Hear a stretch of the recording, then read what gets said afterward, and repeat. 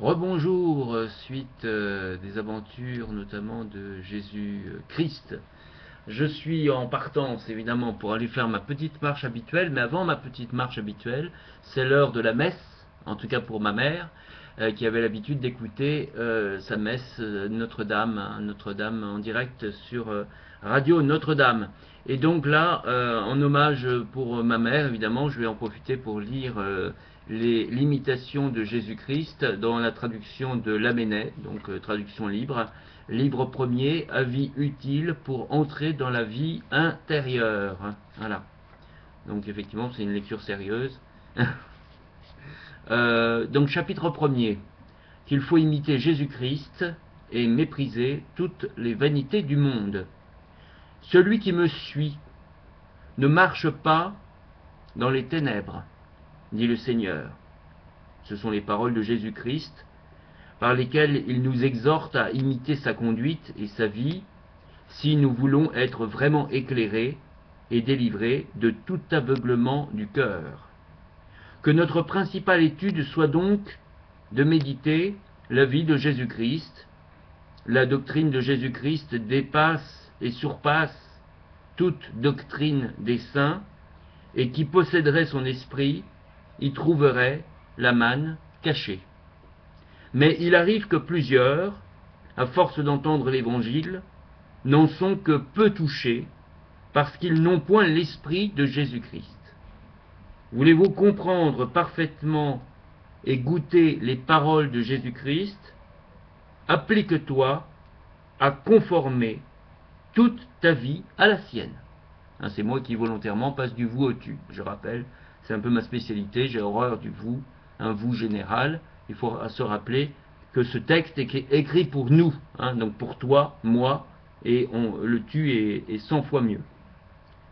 Que te sert de raisonner profondément sur la Trinité si tu n'es pas humble, et que par là tu déplaises à la Trinité?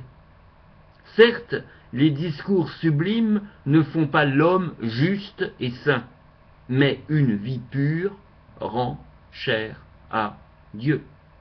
J'aime mieux sentir la componction que d'en savoir la définition. Hein, en gros, on aime mieux vivre la vie avec compassion que simplement rester dans les mots et dire « Ah ouais, c'est beau la compassion », on reste dans les mots, mais on ne vit pas la compassion. Donc il vaut mieux, voilà, ça c'est mes petits commentaires de hop, hop, tout casse. Tout se casse la figure, c'est pas grave, c'est à mes pieds. Alors, donc, j'aime mieux sentir la componction que d'en savoir la définition. Quand tu saurais toute la Bible par cœur et toutes les sentences des philosophes, que te servirait tout cela sans la grâce et la charité? Vanité des vanités, tout n'est que vanité. Or, aimer Dieu et le servir lui seul. La souveraine sagesse est de tendre au royaume du ciel par le mépris du monde. Vanité donc d'amasser des richesses périssables et d'espérer en elles. Vanité de suivre les désirs de la chair et de rechercher ce dont il faudra bientôt être rigoureusement puni. Vanité de souhaiter une longue vie et de ne pas se soucier de bien vivre. Hein, c'est ce que je dis souvent. Chaque seconde, chaque minute compte. Hein, chaque minute compte. Pour bien vivre, déjà, chaque seconde. Vanité de souhaiter une longue vie et de ne pas se soucier de bien vivre. Vanité de ne penser qu'à la vie présente et de ne pas prévoir ce qui la suivra. Vanité de s'attacher à ce qui passe si vite et de ne pas se hâter vers la joie qui ne finit point. Rappelle-toi souvent cette parole du sage, l'œil n'est pas rassasié de ce qu'il voit, ni l'oreille remplie de ce qu'elle entend.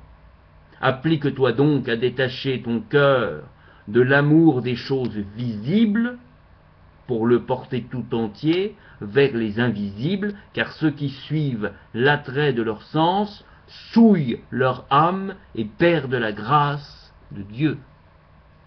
C'était le chapitre 1. Nous allons passer au chapitre 2. Avoir d'humbles sentiments de soi-même. Tout homme, toute femme désire naturellement de savoir. Mais la science, sans la crainte de Dieu, que vaut-elle?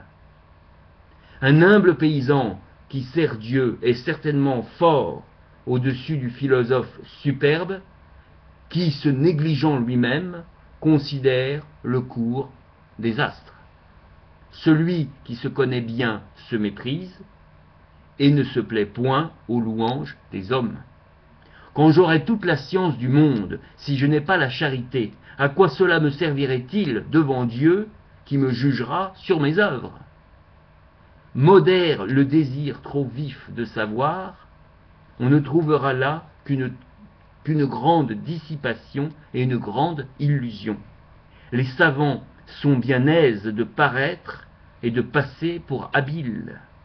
Il y a beaucoup de choses qu'il importe peu ou qu'il n'importe point à l'âme de connaître, et celui-là est bien insensé, qui s'occupe d'autre chose que de ce qui intéresse son salut.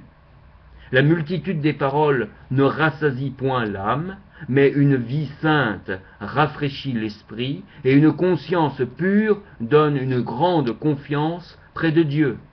Plus et mieux tu sais, plus tu seras sévèrement jugé, si tu n'en vis pas plus saintement. Quelque art et quelque science que tu possèdes, n'en tire donc point de vanité, crains plutôt à cause des lumières qui t'ont été données. Si tu crois beaucoup savoir et être perspicace, souviens-toi que c'est peu de choses près de ce que tu ignores. Ne t'élève point en toi-même, avoue plutôt ton ignorance. Comment peux-tu songer à te préférer à quelqu'un, tandis qu'il y en a tant de plus doctes que toi, et de plus instruits en la loi de Dieu? Veux-tu apprendre et savoir quelque chose qui te serve? Aime à vivre inconnu et à n'être compté pour rien. La science la plus haute et la plus utile est la connaissance exacte et le mépris de soi-même. Donc ça c'était le chapitre. Ah, le chapitre 2 se continue, je croyais qu'il était terminé, il se continue. Ne rien s'attribuer et penser favorablement des autres, c'est une grande sagesse et une grande perfection. Quand tu verrais ton frère commettre ouvertement une faute, même une faute très grave, ne pense pas cependant être meilleur que lui, car tu ignores combien de temps tu persévéreras dans le bien. Nous sommes tous fragiles, mais crois que personne n'est plus fragile que toi. C'était cette fois-ci fin du chapitre 2 de ce texte, l'imitation de Jésus-Christ, traduit par Lamennais, ici en version Chamroux. Et maintenant je vais me promener un peu, marcher un peu, car évidemment il faut marcher dans sa tête, mais aussi marcher réellement, faire son petit sport journalier. Donc c'est ce que je vais faire, ma petite marche journalière. À bientôt, hein, et que Dieu soit avec toi. En tout cas, je te l'envoie de cœur.